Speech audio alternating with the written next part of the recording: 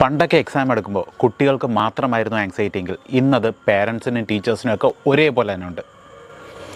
ഈ ഒരു വീഡിയോയിൽ നമ്മൾ പറയാൻ പോകുന്നത് ഈ മൂന്ന് കൂട്ടർക്കും ചേർന്നുകൊണ്ട് എങ്ങനെ ഈ ആങ്സൈറ്റി കുറയ്ക്കാമെന്നുള്ളതാണ്. ഈ ആങ്സൈറ്റി കുറയ്ക്കാൻ കുട്ടികൾക്ക് ഇപ്പോൾ ചെയ്യാനുള്ളത് അവരുടെ ടൈം പ്രോപ്പറായിട്ട് യൂസ് ചെയ്യുക എന്നുള്ളതാണ്.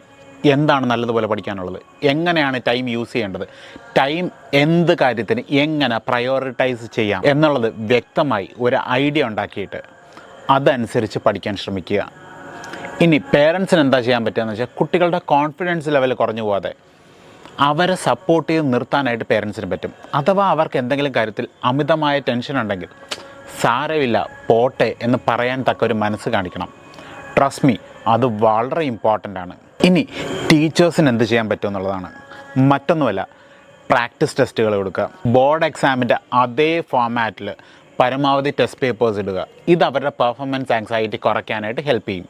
സോ ഈ മൂന്ന് കൂട്ടരും ഒരുമിച്ച് ഫങ്ഷൻ ചെയ്ത് തുടങ്ങേണ്ട ടൈം പീരീഡ് ആയി കഴിഞ്ഞു. നിങ്ങൾക്കറിയാവുന്ന പേരൻസിനോ ടീച്ചേഴ്സിനോ ഈ റീൽ ഇമ്മീഡിയറ്റ് ആയിട്ട് ഷെയർ ചെയ്ത് കൊടുക്കുക.